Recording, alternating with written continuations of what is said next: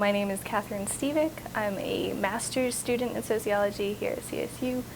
I'm advised by Dr. Jessie Luna, who's also in sociology, and my project is really looking at the long-term social impacts of the Bambuna hydroelectric project in Sierra Leone on communities who live around that dam.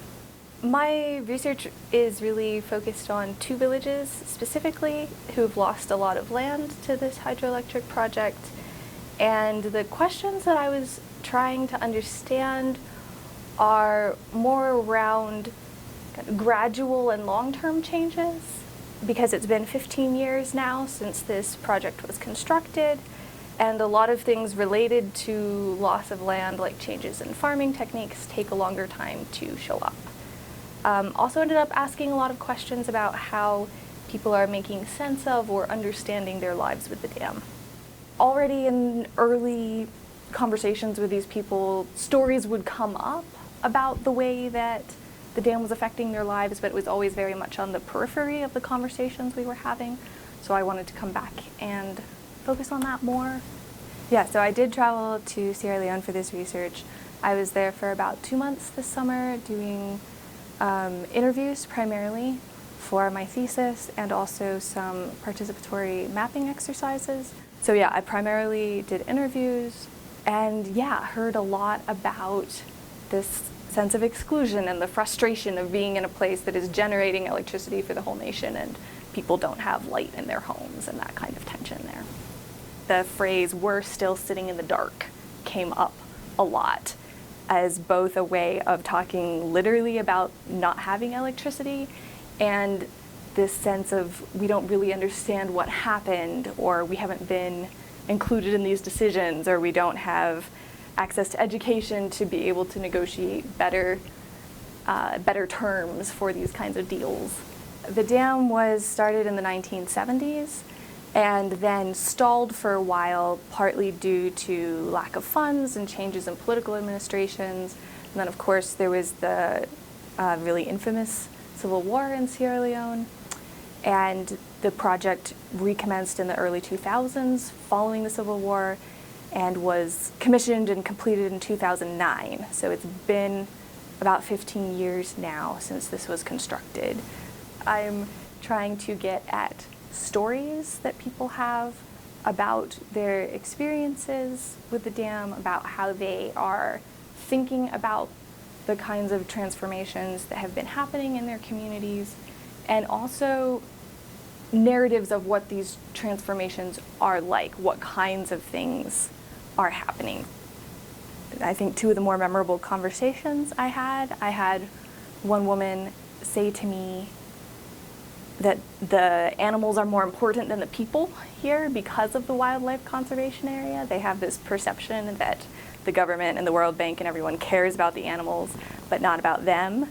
And she said to me as a joke that the animals in the bush have electricity, even though they don't in the village.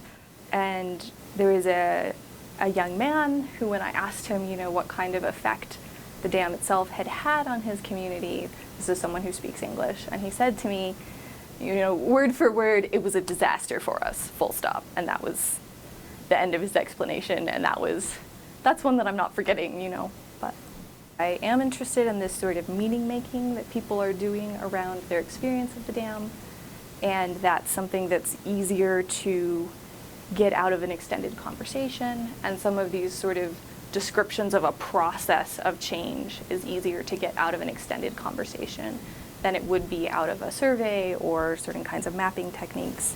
But largely it's just sad. These are people who have lost a lot and are very frustrated and are very creatively making the best of a situation that is really stacked against them in ways that are really impressive and admirable, but at the same time you get a real sense of how exhausted they are.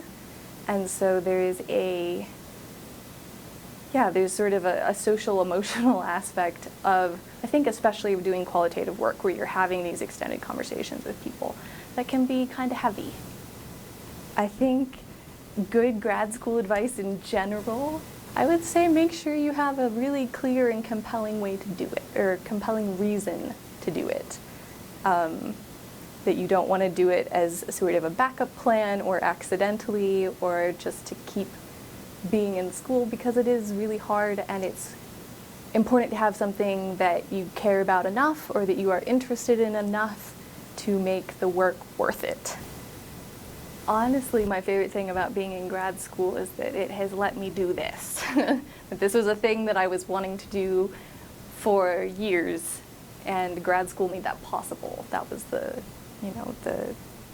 mechanism that enabled this. Thank you to the CSU Africa Center for making this possible, and also to my awesome advising team who have been very supportive, and most importantly, my translators and everyone who helped me while I was in the field, my host family. Literally could not have done it without you all. Thank you so much.